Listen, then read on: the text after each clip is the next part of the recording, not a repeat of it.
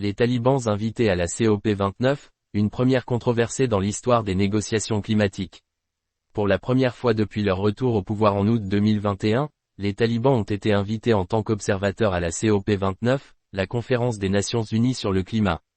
Cet événement, qui se déroule actuellement à Bakou, marque une étape symbolique dans la participation de l'Afghanistan sous le régime taliban aux discussions internationales sur les enjeux environnementaux. Un rôle limité mais symbolique. La délégation afghane, représentée par des membres de l'Agence nationale de protection de l'environnement, a pour mission de sensibiliser à la vulnérabilité du pays face au changement climatique.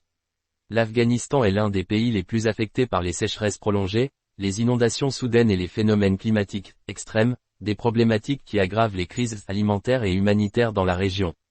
Malgré cette participation, les talibans n'ont pas obtenu le statut de membre à part entière.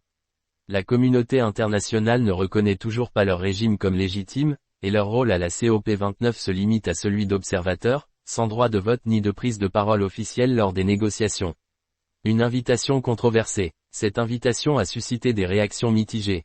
Les partisans de l'approche inclusive estiment que la lutte contre le changement climatique nécessite une collaboration mondiale, indépendamment des considérations politiques.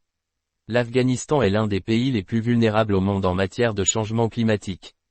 Nous devons trouver des moyens de travailler ensemble, même dans des contextes difficiles, a déclaré un délégué anonyme.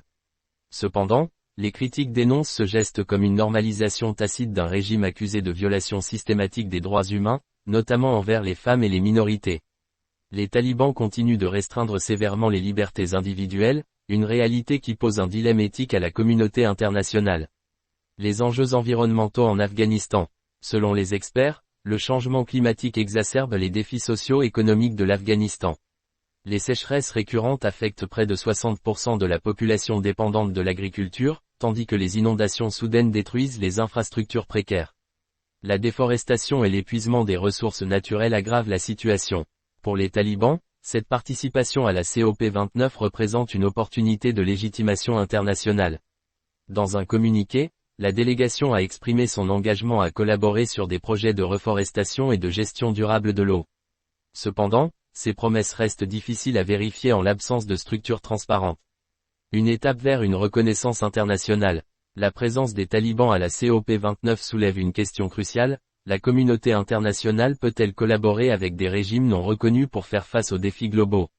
Bien que cette invitation soit un précédent, elle reflète également les tensions entre pragmatisme climatique et principes diplomatiques.